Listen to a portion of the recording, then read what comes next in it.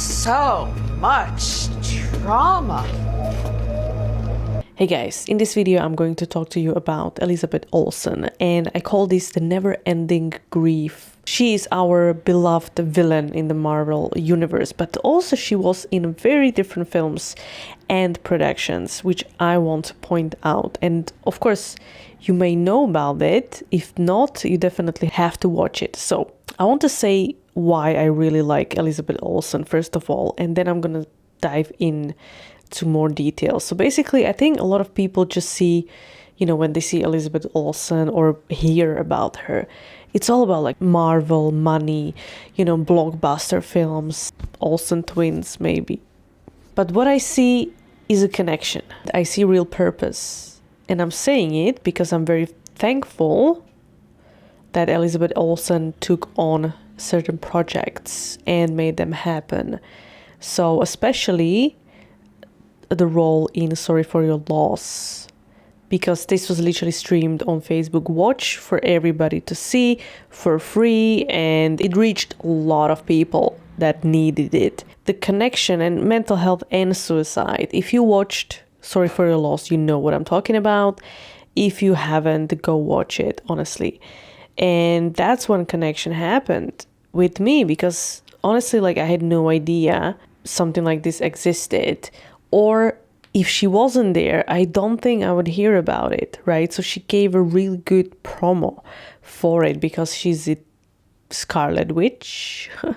And this was really interesting to me because, seriously, back in 2018 when Sorry for Your Loss came out, I was going almost identically through the same thing that Elizabeth Olsen, aka Lee Shaw, as a character that she played. So I was watching that series and I'm like, oh my God, this reflects exactly what I'm going through. And this made really, a real connection, and I started to dig deeper. And let's go back and see where it all started. So first of all, she started in independent films, and we haven't really seen her in Hollywood blockbusters or commercially successful films early in her career. In the Hot Ones interview on YouTube, she even mentioned filming the horror Silent House back in 2011. And she said it was the worst experience she's had. And she was thinking of going back to theater after that. Well, I'm glad she didn't. It all changed when she became an Avenger, which we all are happy about, and casted as Scarlet Witch and made her debut in Captain America: The Winter Soldier. Followed by Godzilla, not my favorite to be honest, not to mention Aaron Taylor Johnson, who played Elizabeth's husband in Godzilla, also played her brother in Avengers. I mean, how twisted is this? I don't know, the casting director must smoke weed or something. To be honest, I'm glad they killed him in the end because it was just too weird. So going into Age of Ultron, where she became a villain officially, right? And that's when the death and grief started, because her brother Pietro gets killed right in front of her. It was 8 bullets or 16 or whatever. So this is where we see it for the first time, okay? And then, while filming Civil War, she took on a role in I Saw the Light with Tom Hiddleston. And she played the gold-digging wife, I call it, of Hank Williams. And Hank dies in the end. And, the death continues. And then we go into Ingrid Goes West, which almost ended up as a suicide, but it didn't. So does it count? I don't know. But she went into Wind River, and it started with the murder. It started with the death. And it also continued throughout the whole film. Jeremy Renner's character was dealing with loss of his daughter, and she was right beside him. So this kind of shaped the whole path and journey. Plus, she went straight into Kodachrome with Jason Sudeikis and Ed Harris. And this was leading up to death, the whole film, and then it happened. Another preparation for what was coming. So if So another death. And the funniest thing, I guess, is the Avengers Infinity War, where literally half of population just dies. So, including Vision, unfortunately. Well, the worst thing is she had to kill him. I mean, not even Kodachrome or Ingrid Goes West would prepare you for this. And that led eventually to Sorry for Your Loss on Facebook. And if you don't know what it is about, it's a tragic and unexpected loss of her husband, and she's dealing with it. And in the Build interview, Elizabeth said she has not experienced that kind of loss herself, but she did experience loss in her life, which was quite big, and she could take that experience and, prepare for the role, and she could feel she could translate that pain into the role. And I have to say, and this is, as I said in the beginning, this is what I love about her. She does those blockbuster films, and then she goes into this, pretty much low budget or small budget productions that have purpose, and she connects with people, and especially on topics like grief, which is very, very important together with mental health. I do appreciate that unbelievably. And we go into finale, right? We have WandaVision series, which is, as we all know, a beautiful story of dealing with grief. And unfortunately, it went south and she got a little bit crazy, but this is what you actually feel. So, going from Sorry for Your Loss and then WandaVision, and it was literally like, even some of the scenes of Sorry for Your Loss, like, she seems totally nuts. And, I could relate to it because I know how it feels. If I didn't go through something like this, I would think like, oh, she's just, overdoing it. But actually, it was pretty accurate, to be honest. So that's why I really connected.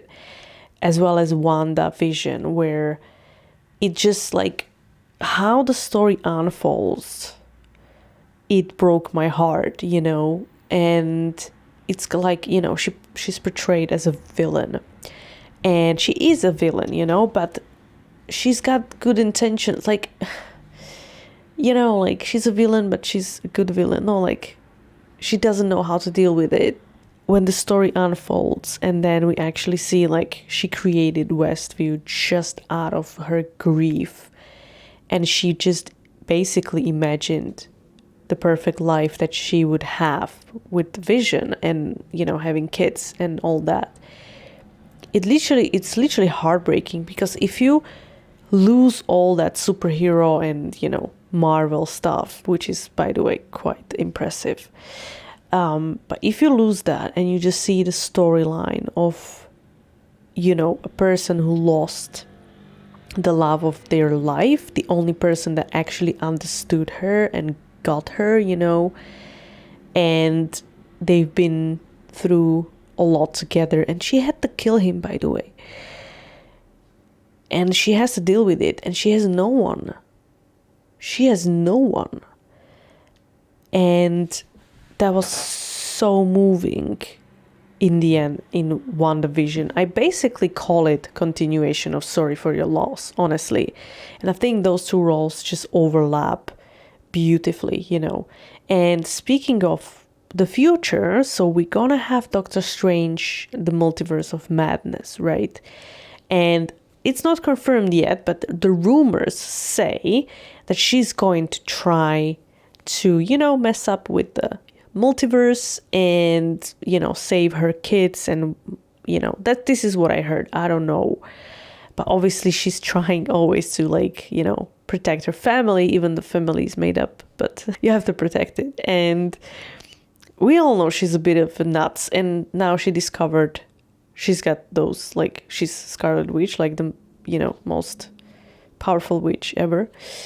And then what's interesting when you look at the IMDb, she filmed Love and Death, which is, again, TV miniseries, and it's now in the post-production. So just to say Love and Death, we don't have to really say what it is about.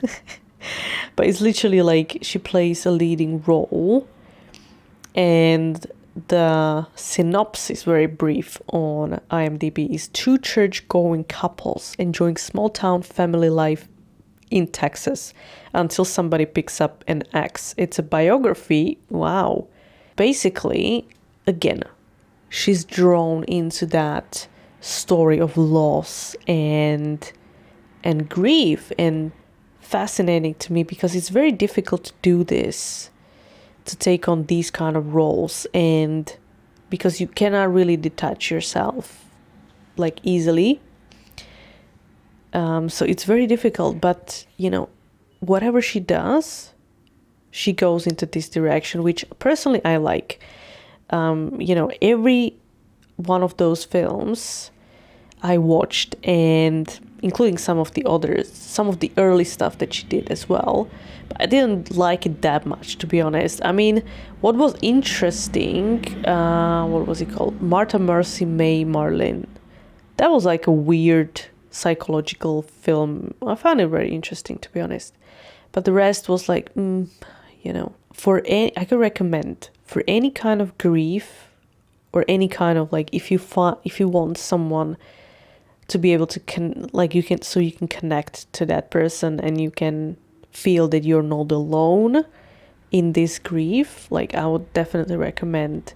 Like, I know it sounds, you know, for if you're not a Marvel fan, it doesn't matter. Like WandaVision, 100%, but you can start with Sorry for Your Loss, because that's deep, and that's really like proper small budget production.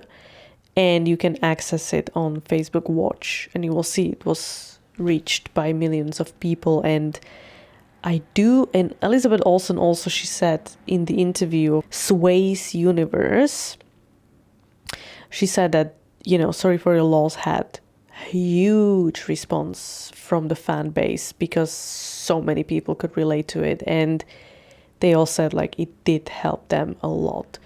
And it's not an easy, like, it's also funny, you know, so it's kind of like, you know, you have drama, you have comedy as well, so it's kind of like funny, sad, but it's not something like that you would just watch if you're like, you know, on a date or something.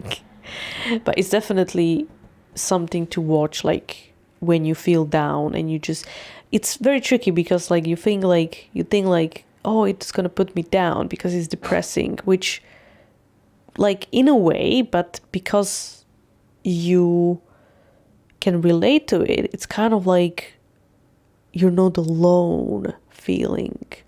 So this is my point of view on that, and I like coming back to Sorry for Your Loss, but also to WandaVision, because it's just, you know, heartbreaking, and obviously she evolved, so it's kind of like, you know, we have Sorry for Your Loss but with superpowers. So these are my thoughts, and if you have any kind of film that helped you with your grief or any kind of like, you know, loss or breakup or whatever, drop it in the comments. Like, and I have so many questions that I would ask her about this role, and I actually tried to reach Elizabeth Olsen via her agent or PR manager, whatever, because I want her on my podcast to talk about this specific topic, and no reply yet, so we'll see. But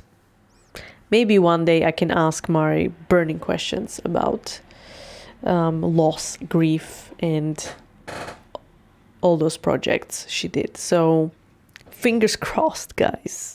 And if you like this video, do subscribe, and I'll see you in the next one.